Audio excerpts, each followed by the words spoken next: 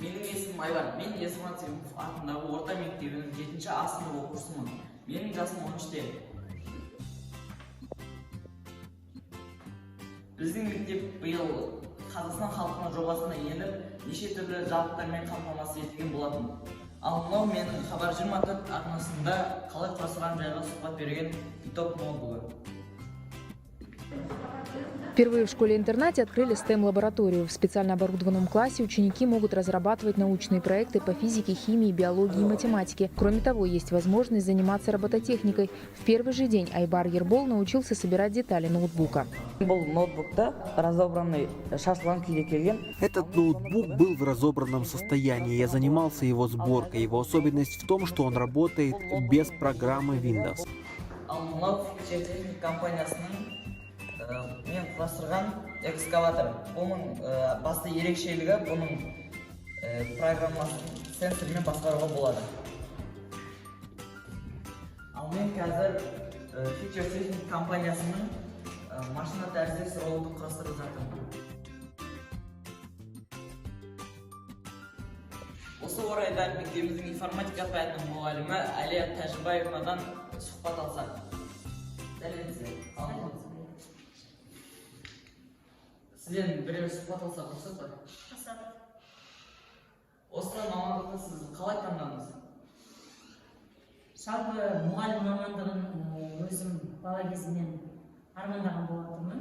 Осы мамандыққа өзім болып үлкен жоғары оқу орнына түсіп, жоғары оқу орнынан кейін осы мектеп ең алғашқы жаңағы мен үшін алғашқы қара шаңырақ. Осы мектептен мамандығымды өзім бастадым, мұғалім мамандығын.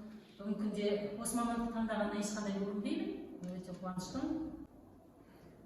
Осы мамандықтың қай жері сізге ұнайды? Жалпы мұғалім мамандығының ұнайтын жері жаңағы балаларға өзіңнің білгеніңді үйрету, балалардан жаңағы кері байланыс дейміз ғой. Сол кезде балалардың өзінің жаңағы бір ерекше балалық көңіл-күймен сізге рахмет айтуы. Жалпы осы мамандықтың қиын жақтары қандай? Енді кез келген мамандықтың жаңағы жақсылығы мен қиындығы қоса жүреді дейді. Мұғалім мамандығының жалпы қиындығы енді алдыңызда қанша 24 бала отырса, 24 бала 24 үйдің еркесі, серкесі, жаңа бір үйдің жалғызы деген сияқты сол балалардың мінезін толыққанды түсініп, солардың бойындағы ерекше қасиетті дамыта білу ол бір енді осы мамандықтың қиын да қызықты жұмысы деп ойлаймын. Осы мамандықтың болашағы қандай деп ойлайсыз?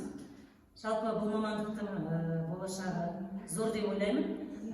Бүгінгі күнде мысалға айтып өтетін болсақ, жаңағы техниканың дамуына байланысты кейбір мамандықтар жоғалуда. Бірақ дегенмен мұғалімдік мамандығы жоғалады деп ойламаймын. Өйткені бұл жерде жаңағы жасанды интеллект баланың көңіл күйін, оның ішіндегі өзіндік жаңағы ерекше қасиеттерін түсіне алмайды деп ойлаймын. Сондықтан мұғалім мамандығы әрқашанда жаңағы сыйлы, құрметті мамандық болып қалады деп ойлаймын. Жақсы, рахмет жауабыңызға. Аны цифрлы алгоритм деген.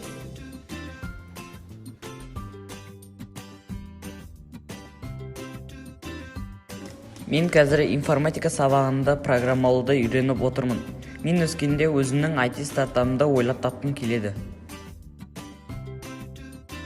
Назарларыңызға рахмет.